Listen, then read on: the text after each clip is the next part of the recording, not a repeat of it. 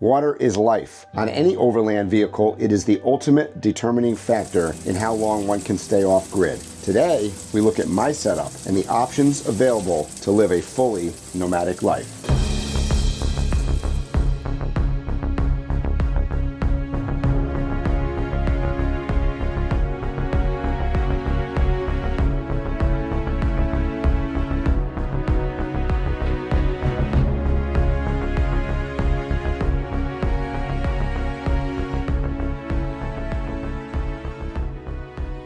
All right, guys, welcome back to the channel. As you know, last week I talked about power, and that obviously is something that I can generate and renew here on board the truck.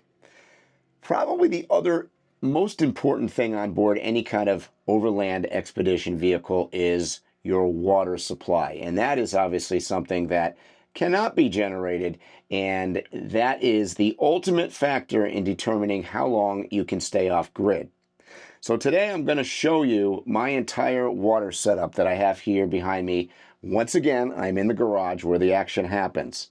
Now, before I get going, I want to mention this is not the only way to do a water system on board an expedition truck, and I get some flack about the particular system and the way that I went about doing it, but I'm going to show you that and talk about the other options and talk about why I chose the system that I did. My name is Michael Ladden. After visiting over 120 countries on 5 continents, I made the bold decision to sell all of my possessions and become a full-time nomad more than 4 years ago. Currently, I am traveling in my self-built ex-Army Overland expedition truck, complete with a KTM motorbike, bicycles, kayak, a one-wheel, and all the essentials needed to explore this incredible planet we call home. Join me as I share my adventures and stories from around the world.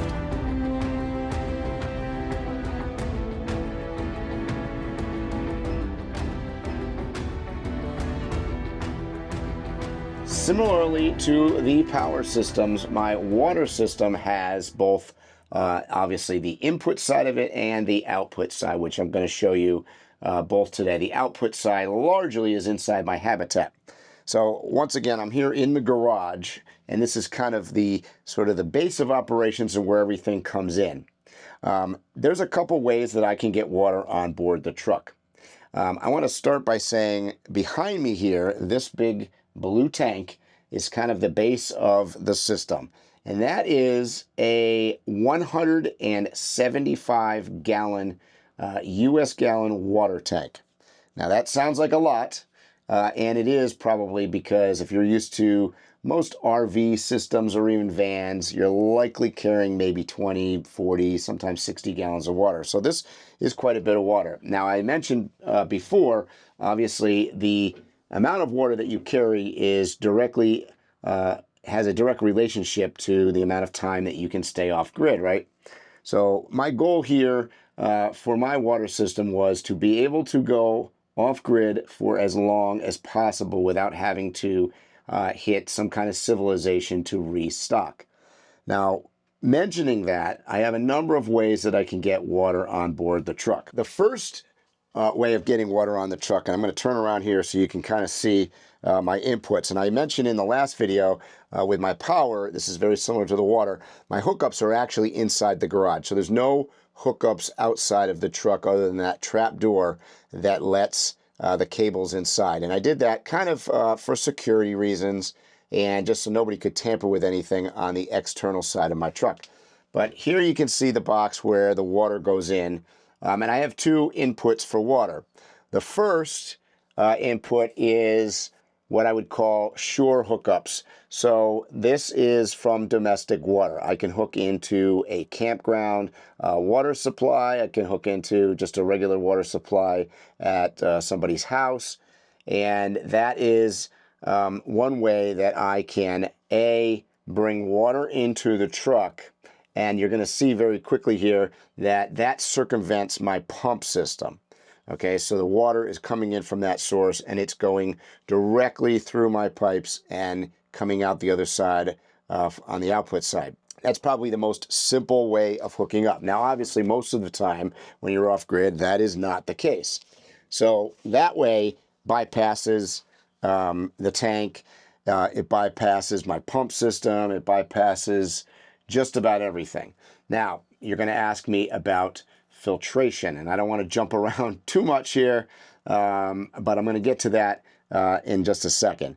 The other way of bringing water into the truck more commonly is through what I would call gravity fed, meaning that this outlet here coming in, that's what fills this 175-gallon water tank. Now, I wanted to be able to fill the water tank from any source. So I'm going to give you some examples. Down here in Mexico, I have gone to a agua purificada, which is purified water, to the actual store with a hose and hooked it up from their system and loaded the water right into my tank. I've also camped down here, have used my 24-volt stainless steel pump and pulled water out of a well.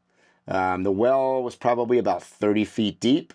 So one of the things that I set out when this is actually not original to this truck, from a couple trucks ago, I realized that I wanted to be able to get water from many sources, and you're limited by how far you can pump from. So I pumped out of rivers and streams and all sorts of things. How we deal with water down here in southern Baja, which is super arid.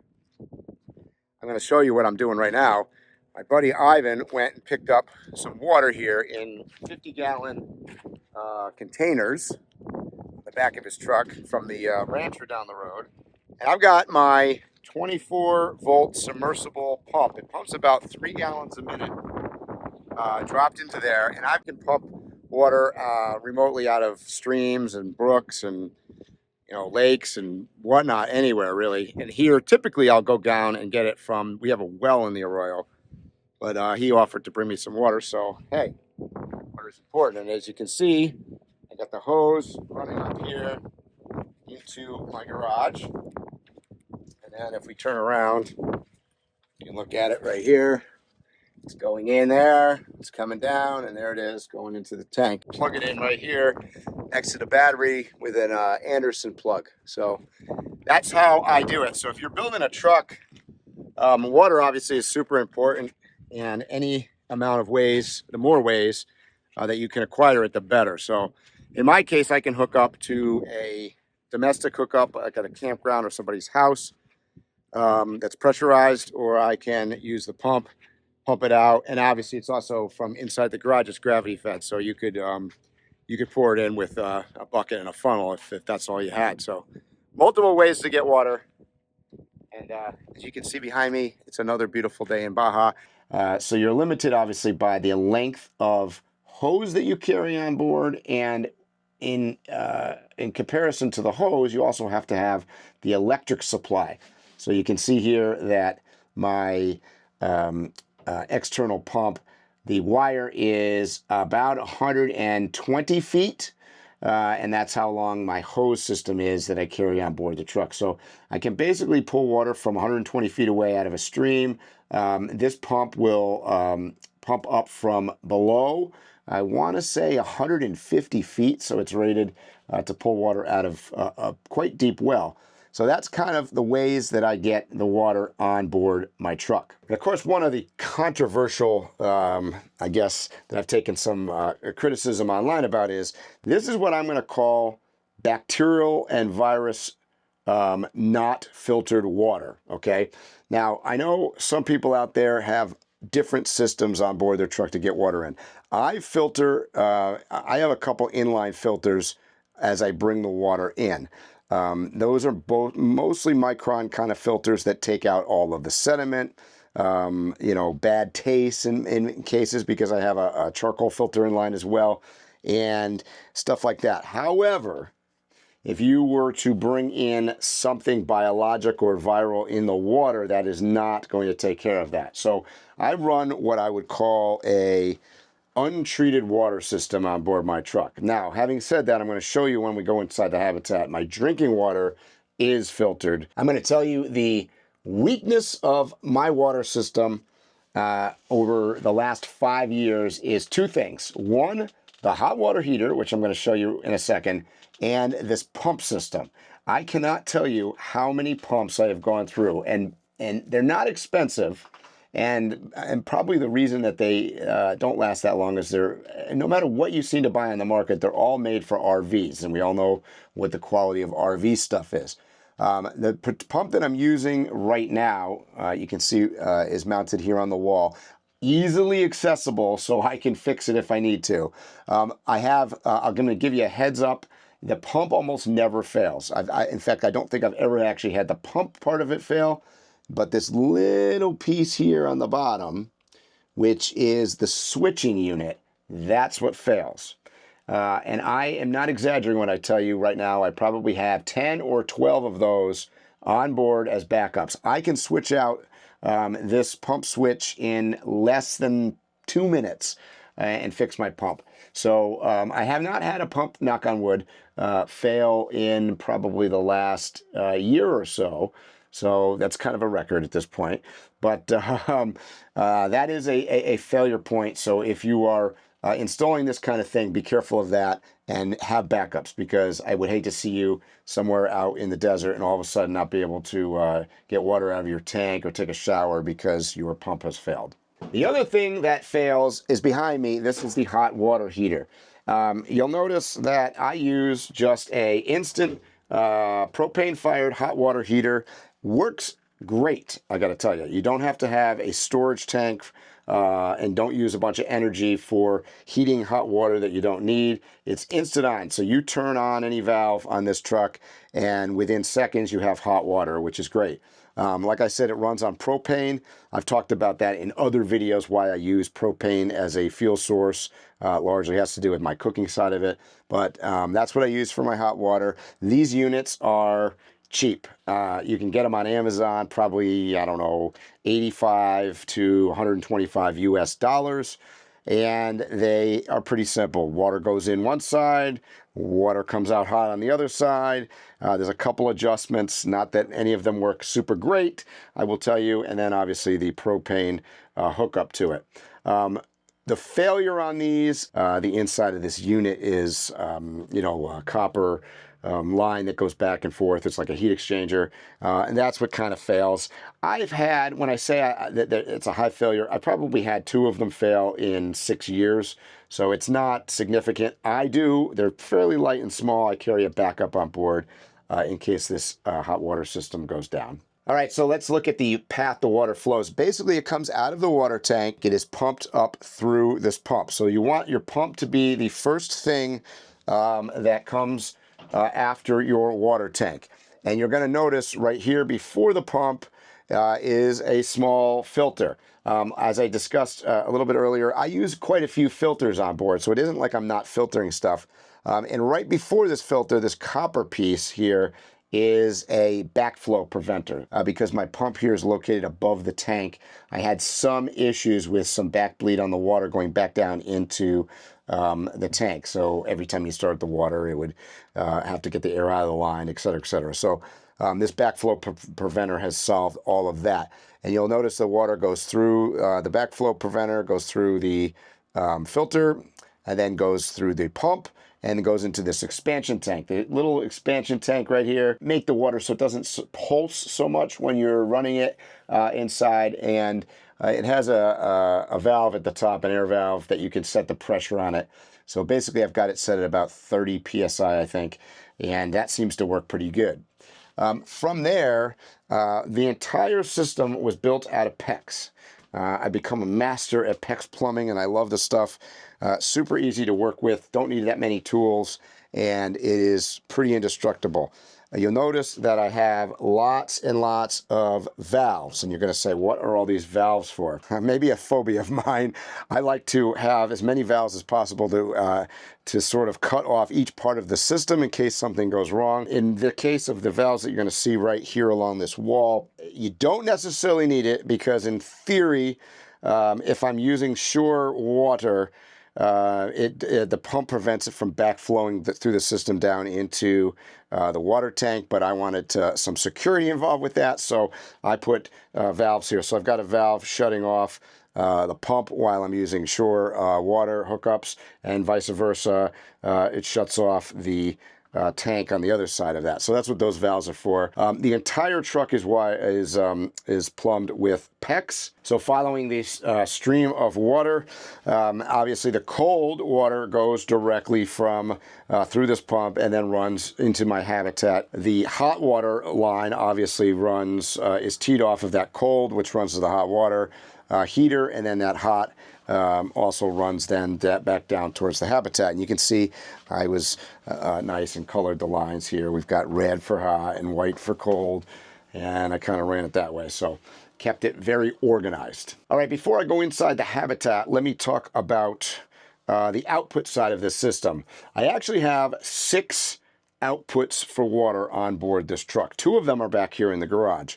One, I have an external shower that I can set up on my deck in the back, and that has an on and off here. That is actually hot water, so if I want to take an outdoor shower, I can do that. The other output is kind of hidden behind all this mess here. You can see it going down, and that runs outside. That is an external garden hose that runs outside. I use that when I'm cooking on, say, the scuttle, or I can use it to actually wash the truck or wash my motorcycle or whatnot. So those are the 2 outputs that come here from the garage. There are 4 inside the habitat: kitchen sink, the bathroom sink, the shower, and the hookup for my cassette toilet.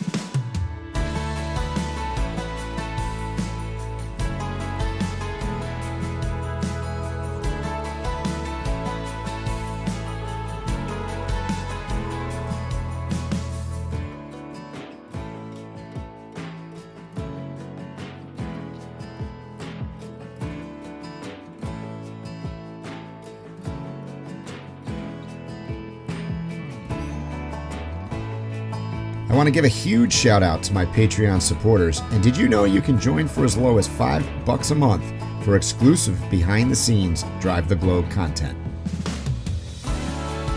Thank you so much to all my build partners involved in Project Baobab. This would not have happened without you. And you'll be hearing a lot more about their products and services coming up in this series.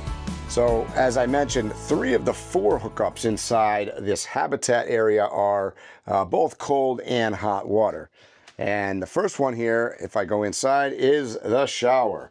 And this works just like any other shower. So one of the goals of this truck build was to make sure that I felt like I was at home. I have a full 32-inch square shower pan with a rain head shower on it. And quite honestly, it feels, in fact, it's better than many showers that I've had in my house before.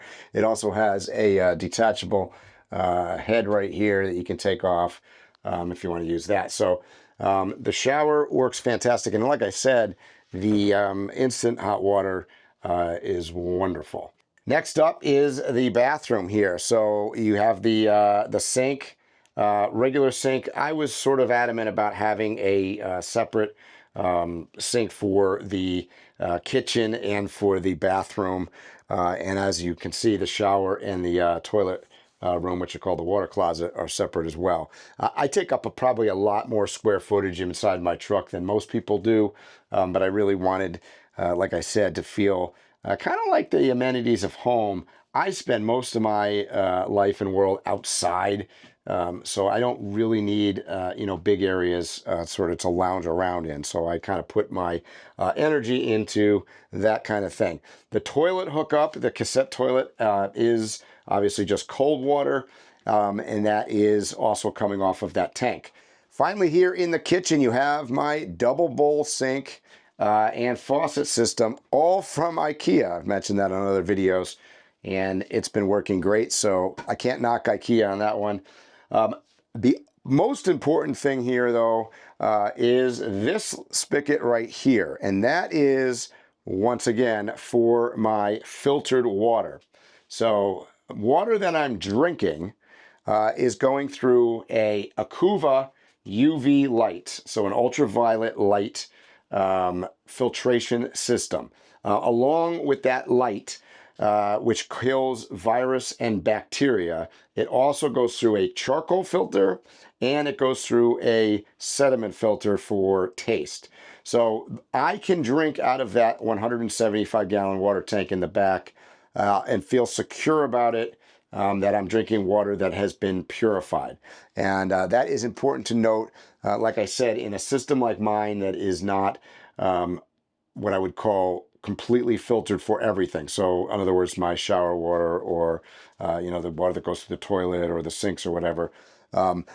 Having said all of that, I have never had any problem in all of my years of traveling. Now, obviously, there's lots of different systems out there.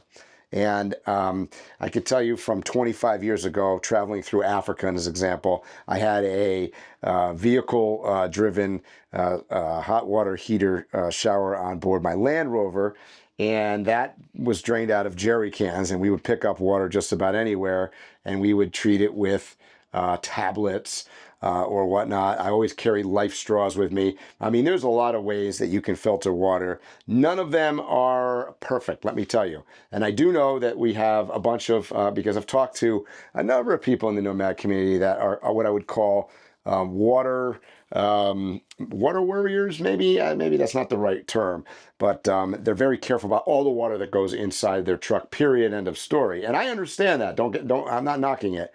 I'm just telling you that there is another way. I'm the way, and in all of my years of experience, I've not had an issue. So there's some other systems out there that I did look into when I was building this truck. One of them was using recycled water or shower water that's pumped back through the system and filtered. A lot of people have asked how come I haven't used that kind of setup, and my quick answer was it requires a lot more lines and things run, more room for leakage and errors and things like that. So you can kind of get a sense of my system is based around carrying a lot of water, because obviously 175 gallons gets me, well, even taking a shower every single day, I can go about 5 weeks without running out of water. So that's quite a bit of time without refilling. And the likelihood that you're going to be somewhere for 5 weeks without a fill point, meaning even whether it's a river or a stream, is fairly rare. So I like to feel like I can stay off grid for quite some time. And that's the advantage that I feel of that I have by carrying that much water. So that's a little bit about how I run my water system on board my Overland Expedition rig. As always, if you've got questions or comments and want to reach out, hit me in the comment section below or direct message me. I am available, obviously, on Patreon. I am working with a number of you guys in your own build. So there's a lot of ideas out there. I just wanted to kind of show you how my truck is set up. And once again, thank you for joining me here on the channel, and I will see you next week. Thanks for joining me today. I really hope that you liked this video. And if you did, give a big thumbs up. Please subscribe down below, and I'll see you in the next video.